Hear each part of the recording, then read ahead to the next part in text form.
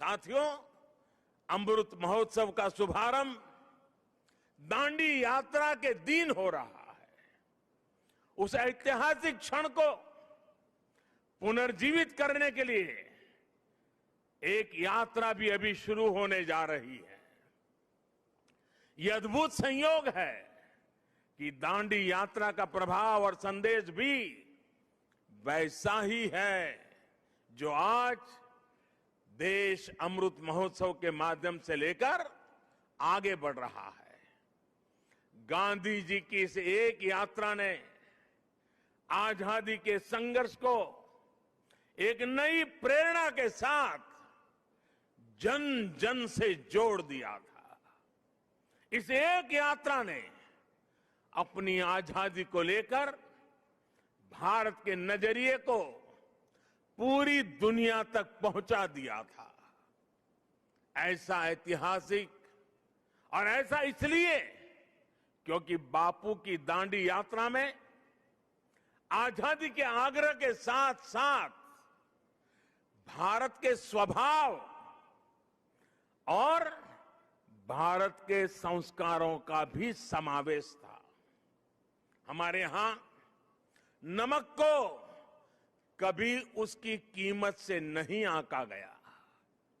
हमारे यहां नमक का मतलब है ईमानदारी। हमारे यहां नमक का मतलब है विश्वास। हमारे यहां नमक का मतलब है वफादारी। हम आज भी कहते हैं कि हमने देश का नमक खाया है। ऐसा इसलिए नहीं क्योंकि नमक कोई बहुत कीमती चीज है।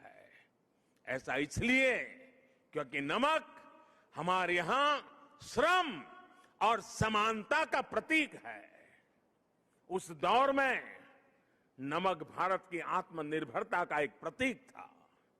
अंग्रेजों ने भारत के मूल्यों के साथ साथ इस आत्मनिर्भरता पर भी चोट की।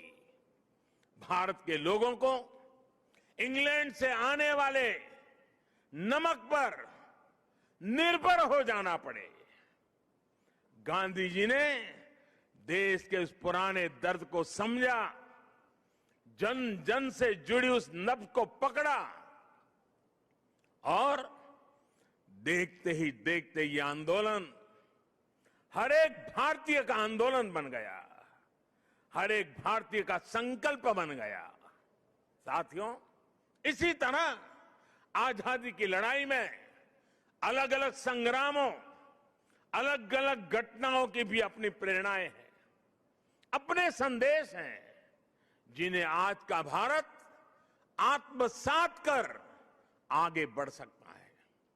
1857 का स्वातंत्र संग्राम, महात्मा गांधी का विदेश से लौटना, देश को सत्याग्रह की ताकत फिर याद दिलाना, लोकमान्य तिलक का पूर्ण स्वराज का आह्वान, नेताजी सुभाष चंद्र बोस के नेतृत्व में आजाद हिंद फौज का दिल्ली मार्च, दिल्ली चलो, ये नारा आज भी हिंदुस्तान भूल नहीं सकता है।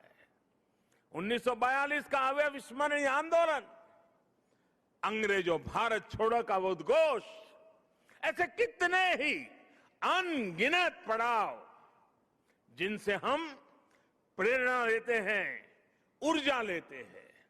ऐसे कितने ही हुतात्मा सेनानी हैं जिनके प्रति देश हर रोज अपनी कृतज्ञता व्यक्त करता है।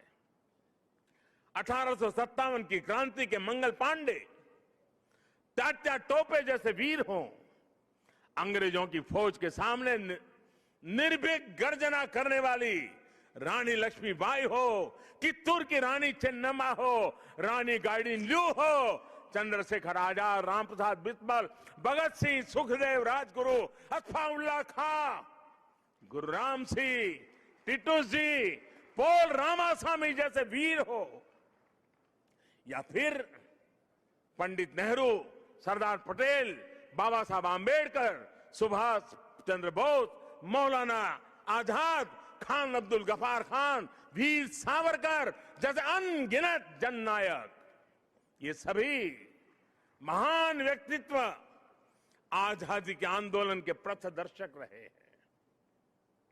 आज इन्हीं के सपनों को भारत बनाने के लिए, उनके सपनों का भारत बनाने के लिए हम सामूहिक संकल्प ले रहे हैं, इनसे प्रेरणा ले रहे हैं।